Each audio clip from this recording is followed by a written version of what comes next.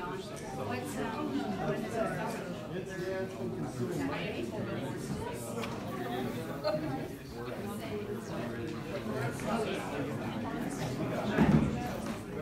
right, everyone, please take your seats.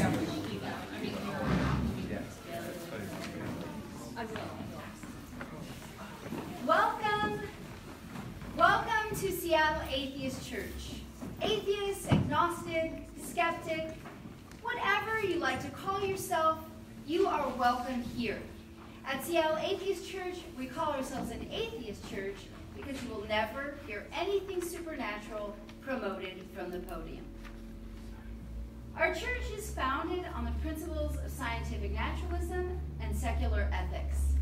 Truth claims are attempted here, and we stand ready to revise our thinking in light of new information. We attempt to be excellent to all conscious beings, and we believe in good, because good works in non-mysterious ways. If that sounds right to you, then you are probably in the right place. So the way we do it here is the members ourselves give a talk. Everyone is invited to the planning meetings. And then after the talk, we'll get into a circle and we'll discuss the talk. I would like to invite everyone that the third Saturday of the month is our Saturday Secular Social. It's at Browers at 3 p.m., Browers and Fremont, and everyone is invited. We do this every Sunday at noon. The talk next week is on atheist prayer. So, the talk today is on the Euston Manifesto. Let's welcome Jack up.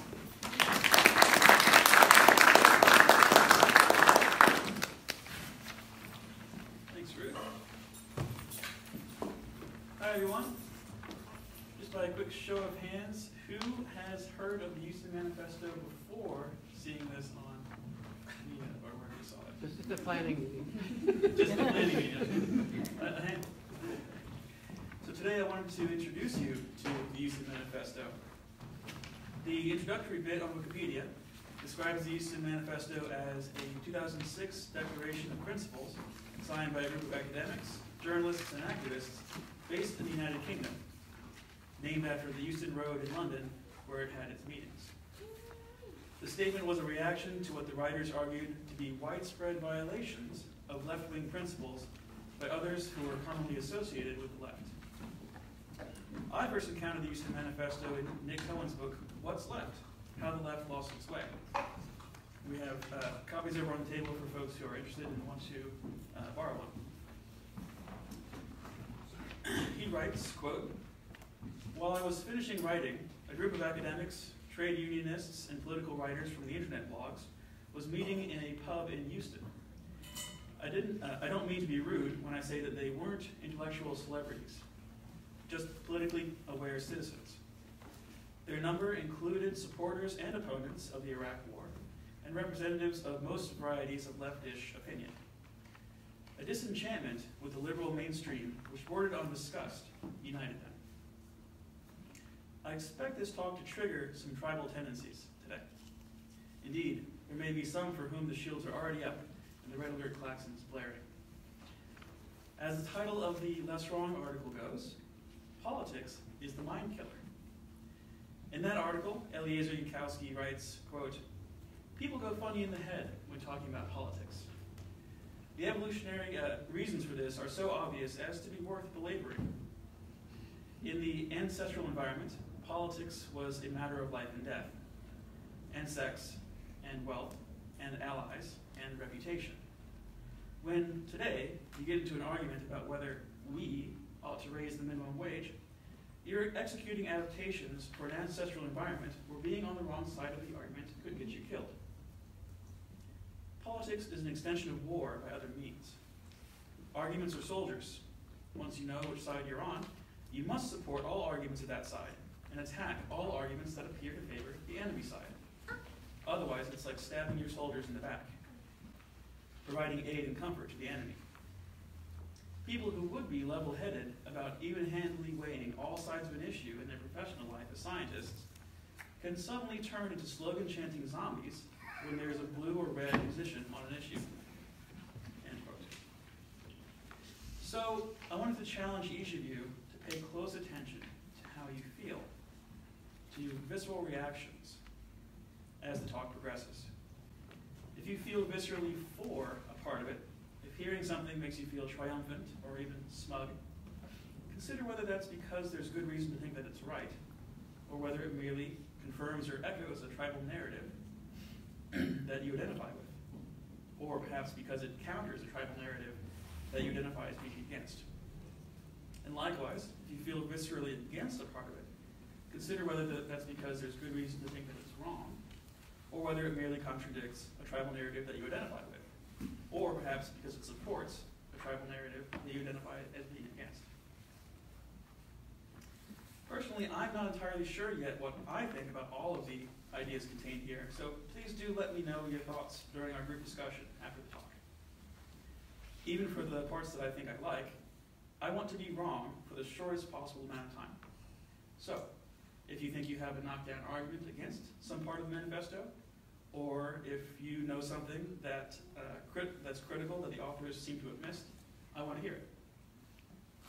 Please don't walk out of here after the discussion muttering it under your breath. Try to get your criticism or concern out during the discussion, or come talk to me afterwards. One minor note, when you hear the word Democrats, the authors are talking about small d Democrats, those who believe in democracy, and not the American political party of the same name. The authors are British, so it wouldn't really make sense for them to identify so strongly with a particular American political party. Okay, so without further pre-rambling, here's the Euston Manifesto for a renewal of progressive politics. It comes in 4 sections, A, B, C, and D. Section B is the statement of principles, of which there are 15, each with a short blurb. And it seems like you all have printed out copies, thanks to John. So you can read along if you like, or not if you don't. So let's begin with Section A, Preamble.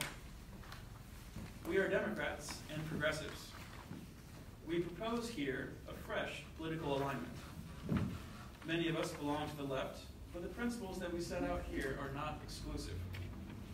We reach out, rather, beyond the socialist left towards egalitarian liberals and others of unambiguous democratic commitment. Indeed, the reconfiguration of progressive opinion that we aim for involves drawing a line between the forces of the left that remain true to its authentic values and currents that have lately shown themselves rather too flexible in these values. It involves making common cause with genuine Democrats, whether socialist or not. The present initiative has its roots in and has found constituency through the internet, especially the blogosphere. It is our perception, however, that this constituency is underrepresented elsewhere in much of the media and the other forms of contemporary political life.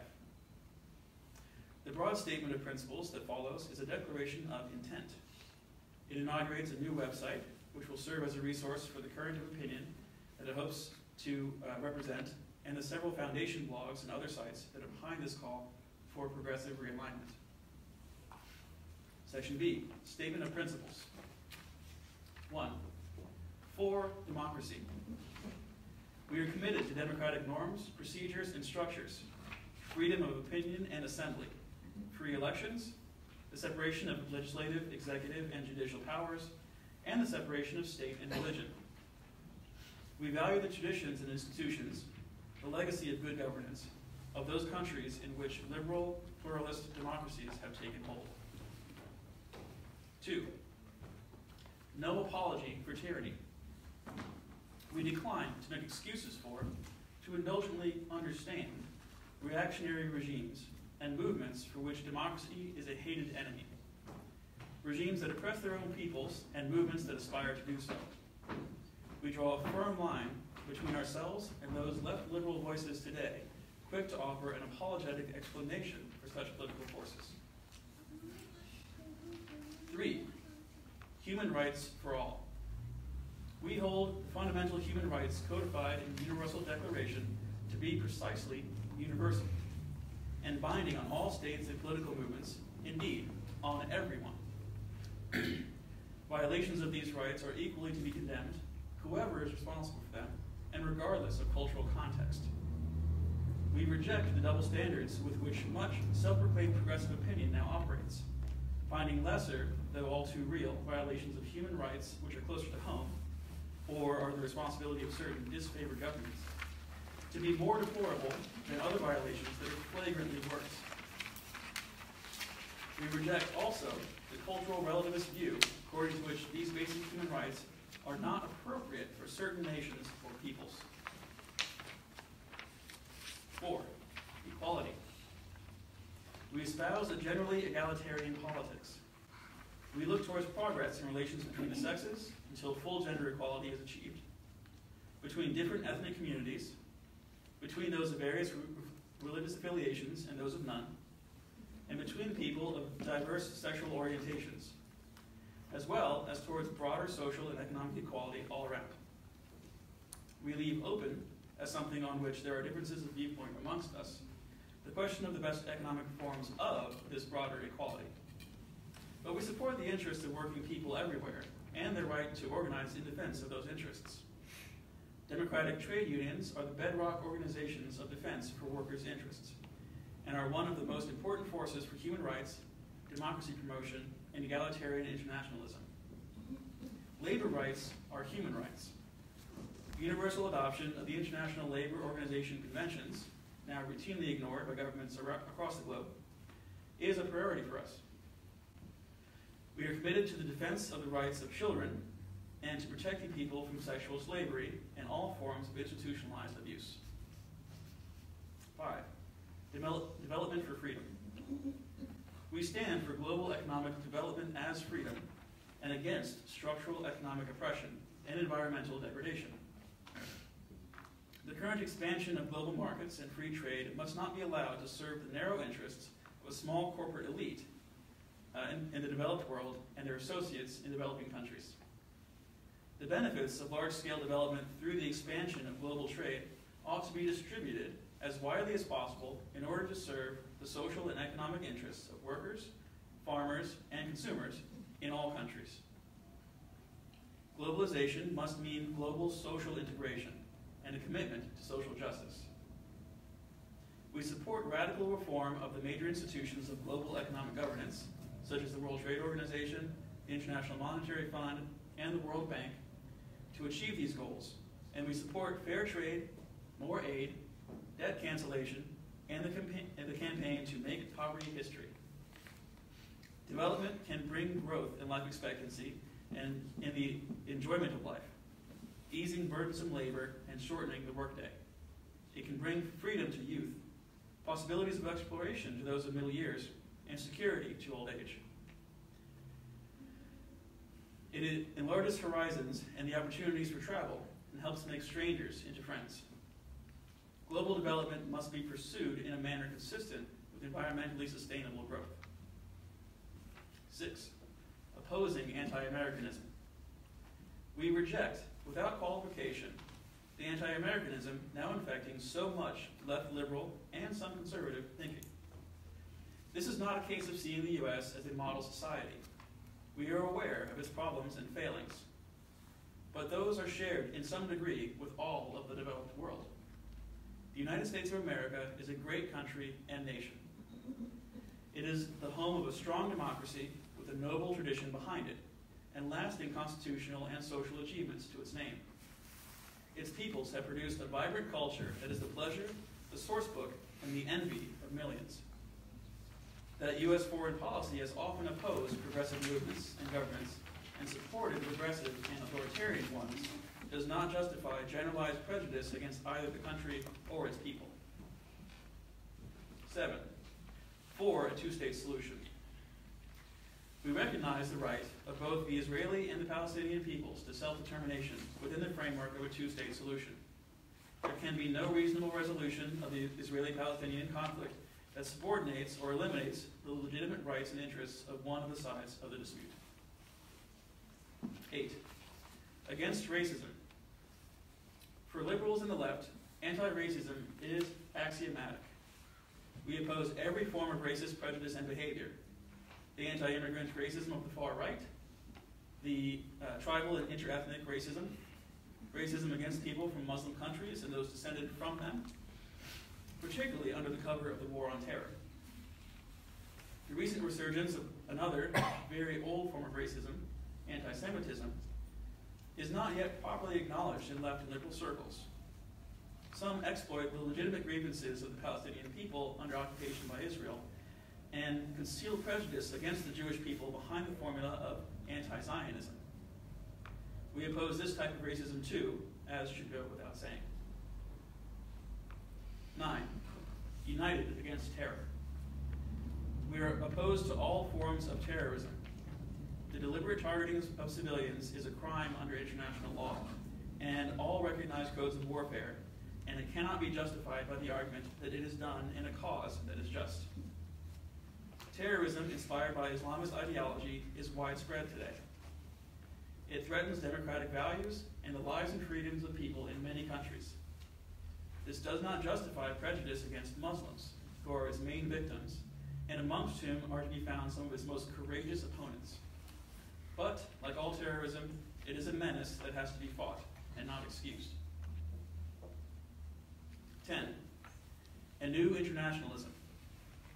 We stand for internationalist politics and the reform of international law in the interest of global democratization and global development. Humanitarian intervention, when necessary, is not a matter of disregarding sovereignty, but of lodging this properly within the common life of all peoples. If, in some minimal sense, a state protects the common life of its people, that is, if it does not torture, murder, and slaughter its own civilians, and meets their most basic needs of life, then its sovereignty is to be respected. But if the state itself violates this common life in appalling ways, its claim to sovereignty is forfeited, and there is a duty upon the international community of intervention and rescue. Once a threshold of inhumanity has been crossed, there is a responsibility to protect. 11. A critical openness. Drawing the lesson of the disastrous history of left apologetics over the crimes of Stalinism and Maoism, as well as much more recent exercises in the same vein, such as some of the reaction to the crimes of 9/11, the excuse-making for suicide terrorism, and the disgraceful alliances lately set up inside the anti-war movement with illiberal theocracies. We reject the notion that there are no opponents on the left. We reject, similarly, the idea that there can be no opening to ideas and individuals to our right. Leftists who make common cause with, or excuses for, anti-democratic forces should be criticized in clear and forthright terms. Conversely, we pay attention to liberal and conservative voices and ideas if they contribute to strengthening democratic norms and practices and to the battle for human progress. 12. Historical truth. In connecting to the original humanistic impulses of the movement for human progress, we emphasize the duty which genuine Democrats must have to respect the historical truth. Not only fascists, Holocaust deniers, and the like have tried to obscure the historical record. One of the tragedies of the left is that its own reputation was massively compromised in this regard by the international communist movement, and some have still not learned this lesson. Political honesty and straightforwardness are a primary obligation for us. 13. Freedom of ideas. We uphold the traditional liberal freedom of ideas. It is more than ever necessary today to affirm that within the usual constraints against defamation, libel, and incitement to violence, people must be at liberty to criticize ideas, even whole bodies of ideas, to which others are committed. This includes the freedom to criticize religion, particular religions, and religion in general. Respect for others does not entail remaining silent about their beliefs, for these are judged to be wanting. 14. Open source. As part of the free exchange of ideas, and in the interest of encouraging joint intellectual endeavor, we support the open development of software and other creative works, and oppose the patenting of genes, algorithms, and facts of nature. We oppose the retrospective extension of intellectual property laws in the financial interests of corporate copyright holders. The open source model is collective and competitive, collaborative and meritocratic.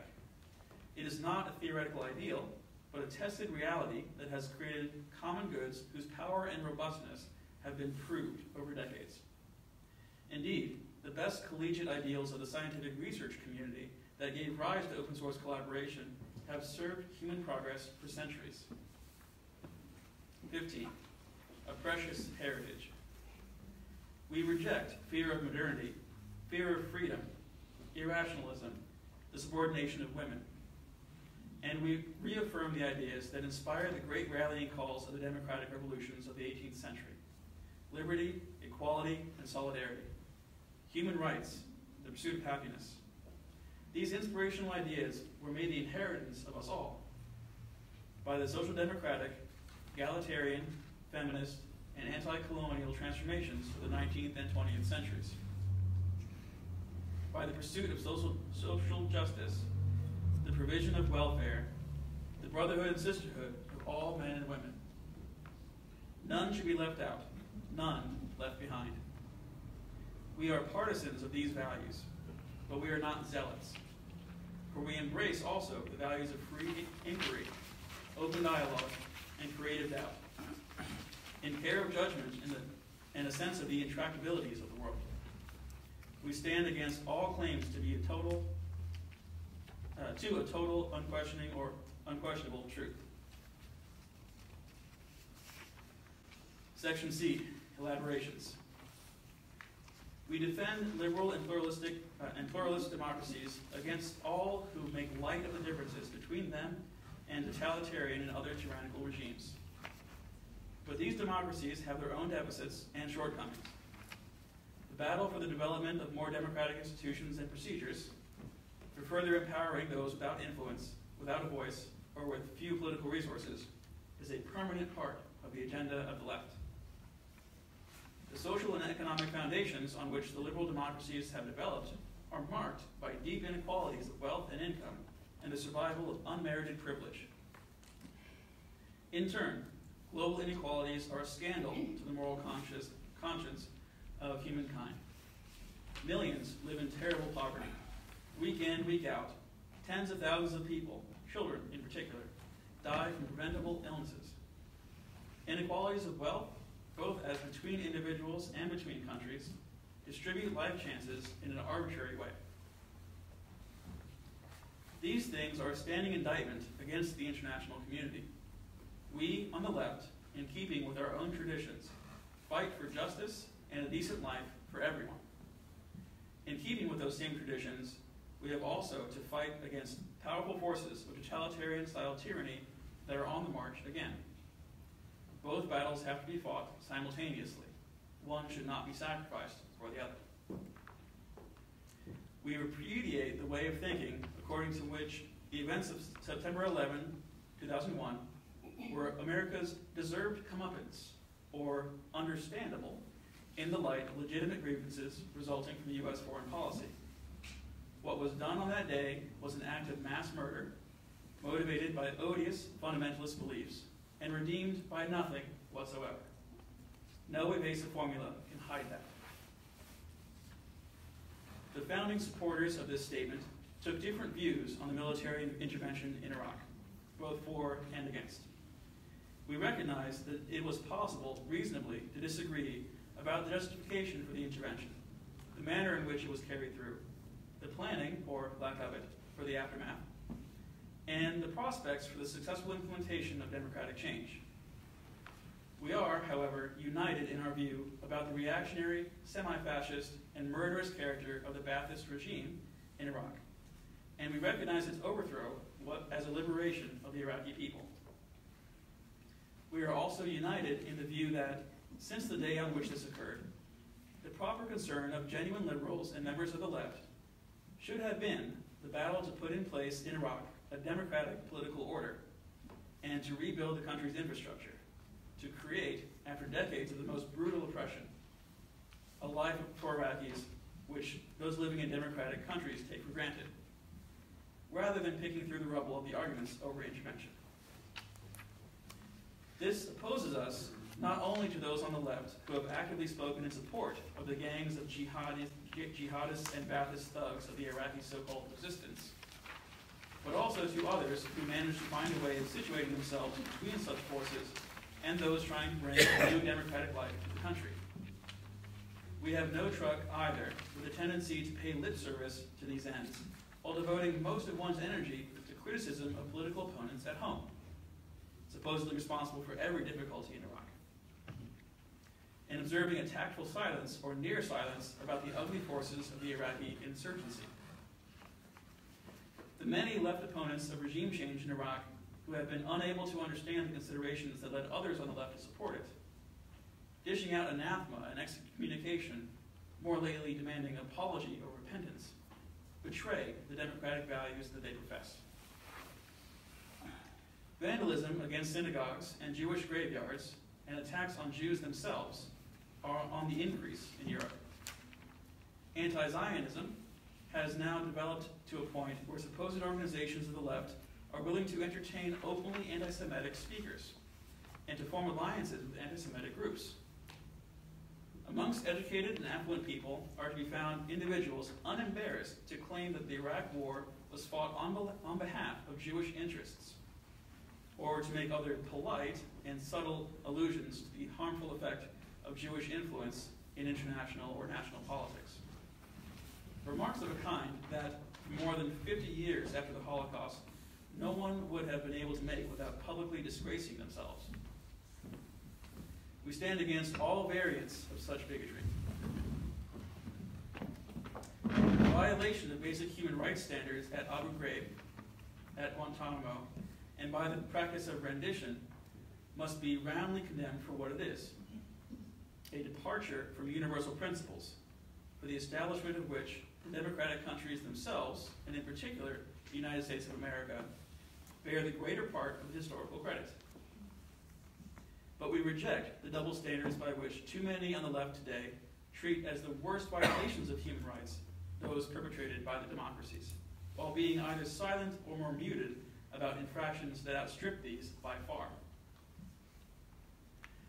This tendency has reached the point that officials speaking for Amnesty International, an organization which commands enormous worldwide respect because of its invaluable work over several decades, can now make grotesque public comparison of Guantanamo with the Gulag, can assert that the legislative measures taken by the U.S. and other liberal democracies in the war on terror constitute a greater attack on human rights principles and values than anything we've seen in the last 50 years, and be defended for doing so by certain left and liberal voices.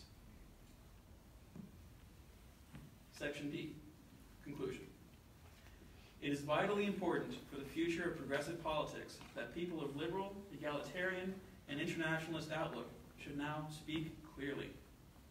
We must define ourselves against those for whom the entire progressive democratic agenda has been subordinated to a blanket and simplistic anti-imperialism and or hostility to the current U.S. administration. The values and goals which properly make up that agenda, the values of democracy, human rights, the continuing battle against unjustified privilege and power, solidarity with peoples fighting against tyranny and oppression, are what most enduringly define the shape of any left worth belonging to.